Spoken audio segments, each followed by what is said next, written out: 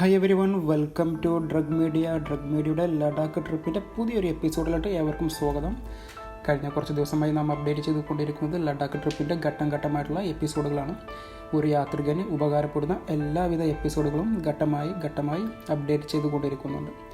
ഒരു യാത്രയുടെ പ്രധാനപ്പെട്ട ഘടകമാണ് വിശ്രമം.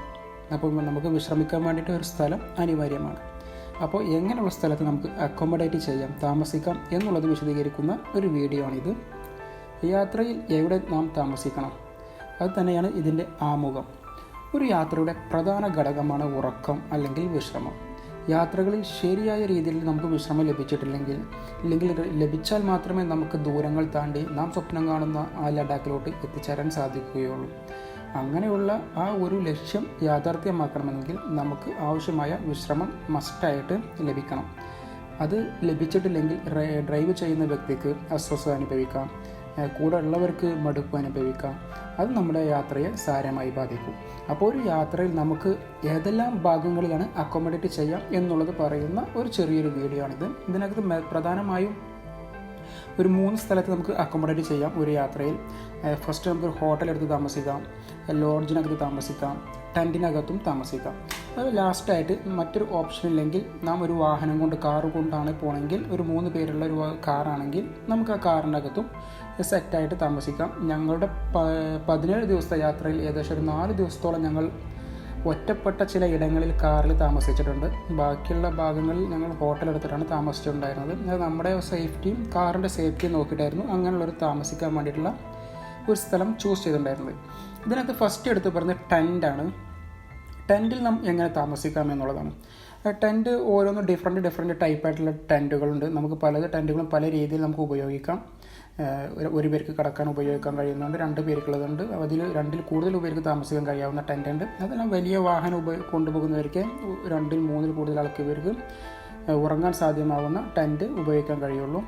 അപ്പോൾ ഒരു സിംഗിളായിട്ട് അല്ലെങ്കിൽ 2 പേർക്ക് ഉറങ്ങാൻ സാധിക്കുന്ന ഒരു ടെൻറ്റ് ഉപയോഗിക്കുന്ന ഒരു സാഹചര്യം ഇല്ലെങ്കിൽ ഏതെല്ലാം ഇടങ്ങളിലാണ് ടെൻറ്റ് കെട്ടാൻ പറ്റുക എന്നുള്ളതാണ് പറയുന്നത്. യാത്രയുടെ ചിലവ് ചുരുക്കാൻ വേണ്ടിയിട്ടാണെങ്കിൽ ഇല്ലെങ്കിൽ പല ആൾക്കാരും ടെൻറ്റ് ഉപയോഗിക്കാറുണ്ട്. ഒരു ദൈർഘ്യമേറിയ യാത്രക്കാണെങ്കിൽ ഒത്തിരി ചിലവ് എക്സ്പെൻസ് വരാറുണ്ട്. അങ്ങനെയുള്ള സാഹചര്യങ്ങളിൽ നമുക്ക് ടെൻറ്റ് ചൂസ് ചെയ്യാവുന്നതാണ്. എന്നാൽ ടെൻറ്റ് ചൂസ് ചെയ്യുമ്പോൾ ഇപ്പോൾ എക്സാമ്പിൾ ലഡാക്കിലോട്ട് പോകുന്ന ഒരു സാഹചര്യത്തിലാണെങ്കിൽ ജമ്മുവിന് ശേഷം ടെൻറ്റ് ഉപയോഗിക്കാൻ വേണ്ടി മാത്രമാണ് ഞാൻ പേഴ്സണലായിട്ട് സജസ്റ്റ് ചെയ്യുള്ളൂ. ജമ്മുവിന് മുമ്പ് ഒരിക്കലും യാതൊരു കാരണവശാലും ടെൻറ്റ് ഉപയോഗിക്കാൻ ഞാൻ സജസ്റ്റ് ചെയ്യുന്നില്ല. ഉപയോഗിക്കാം, വല്ല പബ്ലിക്കായിട്ടുള്ള സ്ഥലങ്ങളിലെല്ലാം, കുറച്ച് ജനവാസമുള്ള സ്ഥലങ്ങളിൽ ഒരുപക്ഷെ നമുക്ക് ഉപയോഗിക്കാം. അല്ലാതെ നമ്മൾ യാത്ര മധ്യ ഒറ്റപ്പെട്ട സ്ഥലത്ത് അകപ്പെട്ടു പോവുകയാണെങ്കിൽ അവിടെ യാതൊരു കാരണവശാലും ടെൻറ്റ് ഉപയോഗിക്കേണ്ട. പ്രത്യേകിച്ച് കേരളത്തിൽ നിന്നും രാജസ്ഥാൻ വരെ അല്ലെങ്കിൽ ജമ്മുവിന് മുമ്പ് വരെയുള്ള ഇടങ്ങളിൽ അത്രത്തോളം സേഫായിട്ടുള്ള സ്ഥലങ്ങൾ ഉണ്ടെങ്കിൽ മാത്രമേ നമുക്ക് ടെൻറ്റ് കെട്ടി താമസിക്കാവുന്നുള്ളൂ. അവിടെയുള്ള ലോക്കലായിട്ടുള്ള വല്ല 24 hours ഓപ്പൺ ചെയ്തിട്ടുള്ള ഷോപ്പിൻ്റെ അടുത്തോ അല്ലെങ്കിൽ അതുമായി സറൗണ്ട് ചെയ്തിട്ടുള്ള ഏതെങ്കിലും ഏരിയയിലോ അല്ലെങ്കിൽ പോലീസിൻ്റെ സാന്നിധ്യമുള്ള ഏരിയയിലൊക്കെ നമുക്ക് ടെൻറ്റ് കെട്ടി താമസിക്കാവുന്നതേ ഉള്ളൂ, കുഴപ്പമൊന്നുമില്ല. എന്നാൽ ജമ്മുവിന് ശേഷം നമുക്ക് എവിടെ വേണമെങ്കിലും ടെൻറ്റ് കെട്ടാം. അവിടുത്തെ മിലിറ്ററിയുടെ പട്ടാളക്കാരുടെ പെർമിഷൻ ഉണ്ടെങ്കിൽ, അല്ലെങ്കിൽ ടെൻറ്റ് കെട്ടാനായിട്ട് തന്നെ അനവധി സ്ഥലങ്ങളുണ്ട്. നമുക്ക് അവിടെ എല്ലാം പോയി ടെൻറ്റ് കെട്ടാം, യാതൊരുവിധ കുഴപ്പങ്ങളുമില്ല. നമുക്ക് സുഖസുന്ദരമായിട്ട് സേഫ്റ്റി ആയിട്ട് താമസിക്കാവുന്നതേ ഉള്ളൂ. ചെറിയൊരു ബുദ്ധിമുട്ട് എന്താണെന്ന് പറഞ്ഞു കഴിഞ്ഞാൽ തണുപ്പ് കൂടുതലായി കാരണം അത് കവർ ചെയ്യാനുള്ള അല്ലെങ്കിൽ അതിനെ തരണം ചെയ്യാനുള്ള ആവശ്യമായ സാധനങ്ങൾ എന്തെല്ലാമാണോ അത് നമ്മൾ കയ്യിൽ കരുതേണ്ടതാണ്. ഇനി ഇതിനകത്ത് രണ്ടാമതെടുത്ത് പറയുന്നത് ഹോട്ടലാണ്. പലവിധ ആപ്ലിക്കേഷൻസ് ഉപയോഗിച്ച് നമുക്ക് ഹോട്ടൽ ബുക്ക് ചെയ്യാം. അതിനകത്ത് ഞങ്ങൾ 2-3 ആപ്ലിക്കേഷൻസ് യൂസ് ചെയ്യുന്നത്. മെയിനായിട്ട് ഗൂഗിൾ ആപ്പ് തന്നെയായിരുന്നു സജസ്റ്റ് ഉണ്ടായിരുന്നു, പിന്നെ ബുക്ക് ഇൻ ഉണ്ടായിരുന്നു, പിന്നെ വേറെ ഒരു പേ ടൈമിൻ്റെ, അങ്ങനെ 2-3 ആപ്പ് ചൂസ് ചെയ്തിട്ടായിരുന്നു നമ്മൾ ഹോട്ടൽ ചൂസ് ചെയ്തിട്ടുണ്ടായിരുന്നത്. ഇതിനകത്ത് മെയിനായിട്ട് നമ്മൾ ചീപ്പ് ആൻഡ് ബെസ്റ്റ് എന്നുള്ള രീതിയിൽ നോക്കിയപ്പോൾ ഓയോയുടെ ഹോട്ടലായിരുന്നു. അതും നല്ല റിവ്യൂ നോക്കിയിട്ടുള്ള ഹോട്ടലുകളായിരുന്നു ബുക്ക് ചെയ്തിട്ടുണ്ടായിരുന്നു. ഒരു 1000 താഴെ 3 പേർക്ക് അക്കോമഡേറ്റ് ചെയ്യാൻ പറ്റാവുന്ന ഹോട്ടലുകൾ അധികം സ്ഥലത്ത് ഞങ്ങൾ എടുത്തിട്ടുണ്ടായിരുന്നു. 17 ദിവസത്തെ ട്രിപ്പിനകത്ത് 12 ദിവസത്തോളം ഞങ്ങൾ ഹോട്ടലിൽ തന്നെയായിരുന്നു താമസിച്ചിട്ടുണ്ടായിരുന്നത്. ഈ ഹോട്ടലിൽ നമ്മൾ ചൂസ് ചെയ്യുമ്പോൾ പല കാര്യങ്ങൾ ശ്രദ്ധിക്കേണ്ടതുണ്ട്.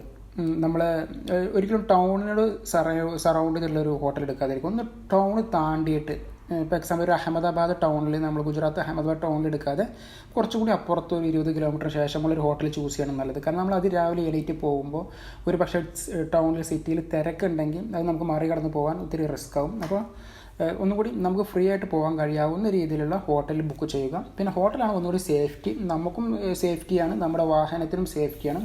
അവരെ കയ്യിൽ കൊടുത്തു കഴിഞ്ഞാൽ അത് ഭദ്രമായിട്ട് അവർ കെയർ ചെയ്തോളും. ഇതിനടുത്ത് മൂന്നാമതെടുത്ത് പറയേണ്ടത് നമ്മുടെ വാഹനം. നാം ഏത് വാഹനം കൊണ്ടാണോ പോകുന്നത്? ഞാൻ മുമ്പ് പറഞ്ഞു കാറിലാണ് ഞങ്ങൾ പോയിട്ടുണ്ടായിരുന്നത്. അപ്പോൾ കാറിൽ ഞങ്ങൾ 4 ദിവസം അക്കോമഡേറ്റ് ചെയ്തിട്ടുണ്ടായിരുന്നു. അത് ഞങ്ങൾ അറിഞ്ഞുകൊണ്ട് കാറിൽ താമസിക്കണം എന്നുള്ള ധാരണയിലല്ല.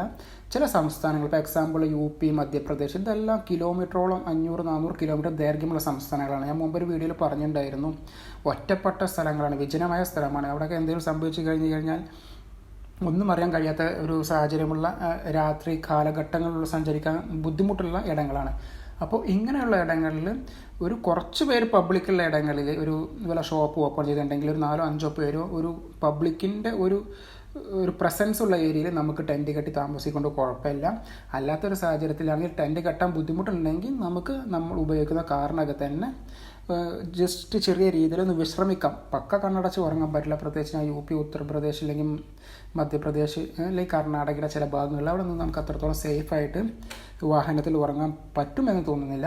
സോ ഇതാണ് ഒരു യാത്രാവേളയിൽ നമുക്ക് ഏത് ഭാഗങ്ങളെല്ലാം അക്കോമഡേറ്റ് ചെയ്യാം, എങ്ങനെ വിശ്രമിക്കാം എന്നുള്ളത്. ഒരു യാത്രയുടെ ബാക്ക് ബോണാണ് വിശ്രമം ഉണ്ടെങ്കിൽ മാത്രമേ നമുക്ക് ദൂരയാത്രകൾ ചെയ്യാൻ പറ്റുള്ളൂ. ചുരുങ്ങിയത് ഒരു യാത്രയിൽ 5 മണിക്കൂർ മുതൽ 8 മണിക്കൂർ വരെ ഉറങ്ങുന്നത് നിർബന്ധമാണ്. 8 മണിക്കൂർ ഉറങ്ങാൻ കഴിഞ്ഞു കഴിഞ്ഞാൽ അത് വളരെ നല്ലതാണ്. സോ ഈ വീഡിയോ ഇഷ്ടപ്പെട്ടിട്ടുണ്ടെങ്കിൽ ഉപകാരപ്പെടുന്നവർക്ക് ഷെയർ ചെയ്യാൻ മറന്നു പോകരുത്. താങ്ക്